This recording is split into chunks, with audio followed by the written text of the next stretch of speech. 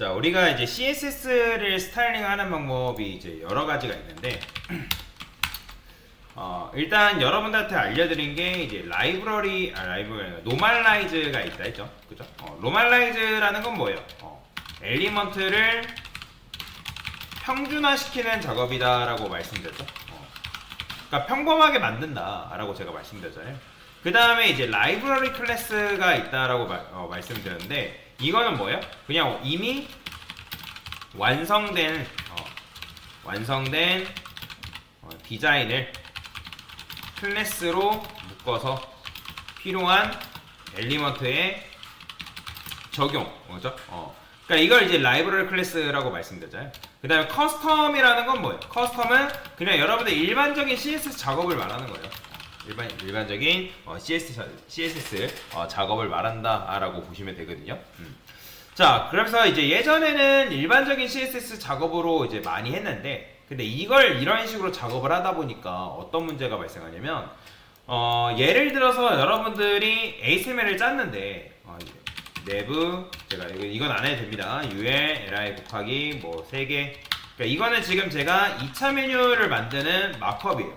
1차 메뉴 아이템, 그죠? 그 다음에 여기다가 이런 식으로 해서 자, 이렇게 썼단 말이에요. 자, 그러면 여러분들이 만약에 내가 여기 1차 메뉴 아이템 얘한테 접근해야 돼. 얘. 이 녀석.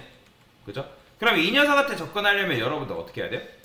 과거에는 여기다가 뭐 후손 선택자로 접근할 수 있지만 그냥 일단 접근해 볼게요. 메뉴 1에 UL에 li.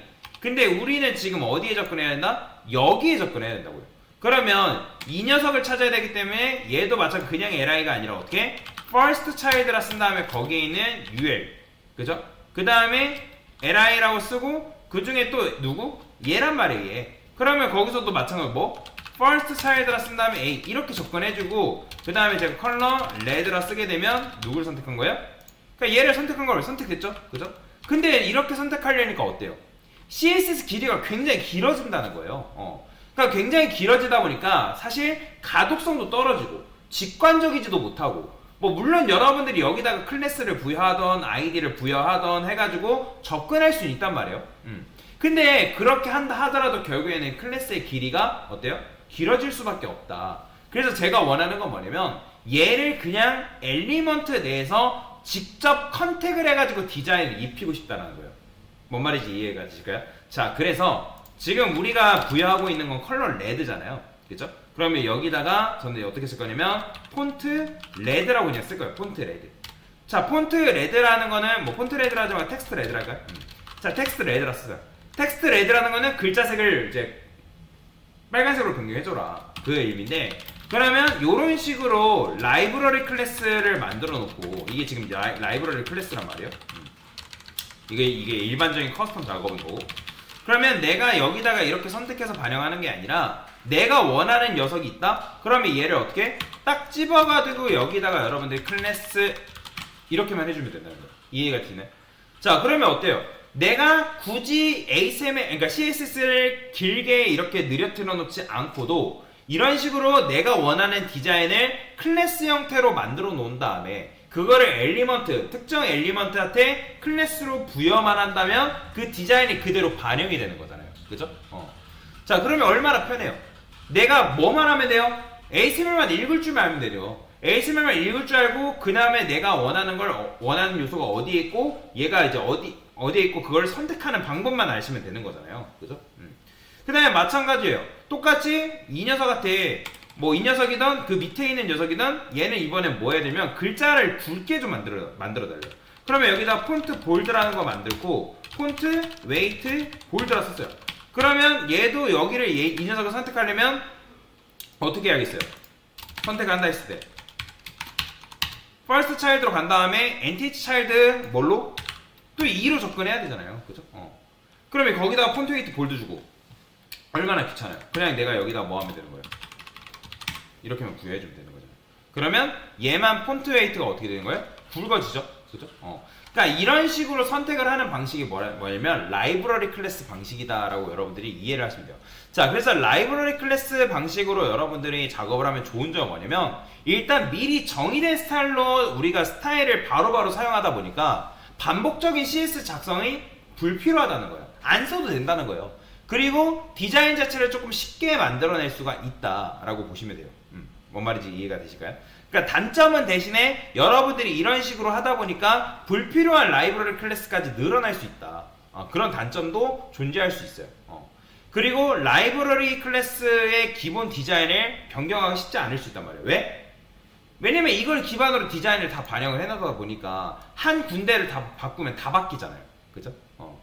자, 그래서 그런 부분들이 존재한다라고 보시면 되거든요. 그런데 그런 부분이 존재하지만 그런 단점도 있을 수 있지만 그 단점을 커버하는 장점이 너무나도 크다 보니까 그래서 요즘 디자인 방향성이 다 라이브러리 클래스를 이용한 디자인 방식으로 많이 바뀌었다라고 보시면 돼요. 자, 그런데 그렇다 해가지고 일반적인 CSS를 안 쓰냐? 절대로 아닙니다. 둘 다 같이 써요. 둘 다. 그래서 라이브러리 클래스하고 그냥 일반적인 CSS를 같이 사용하면 좋은 점은 뭐냐면 일단 CSS 코드의 길이가 대폭 감소됩니다. 대폭 감소돼요. 근데 여러분들이 그렇게 하려면 라이브러리 클래스를 자주 사용해 보셔야 되고 그 다음에 내가 HTML에다가 엘리먼트에다가 어떤 디자인을 반영했는지도 다 알고 있어야 됩니다. 그리고 여러분들한테 말씀드렸지만 라이브러리 클래스 같은 경우는 뭐라 했죠? 자, 제가 여기다가 텍스트 레드라고 이렇게 반영을 했어요. 그죠? 자, 근데 이 상태에서 제가 컬러 레드를 그린이라 써볼게요. 자, 이렇게 썼단 말이에요. 그죠? 자, 근데 이렇게 하면 선택자의 깊이가 있기 때문에 반영은 돼요. 반영은 되는데 근데 이게 가끔씩 여기에 클래스로 반영이 되어 있다 보니까 클래스가 우선순위가 세서 반영이 안 되는 경우가 있을 수도 있어요. 자, 지금 얘가 지금 메뉴 1이란 말이에요. 근데 제가 여기다 내부라 썼어요. 내부. 그죠?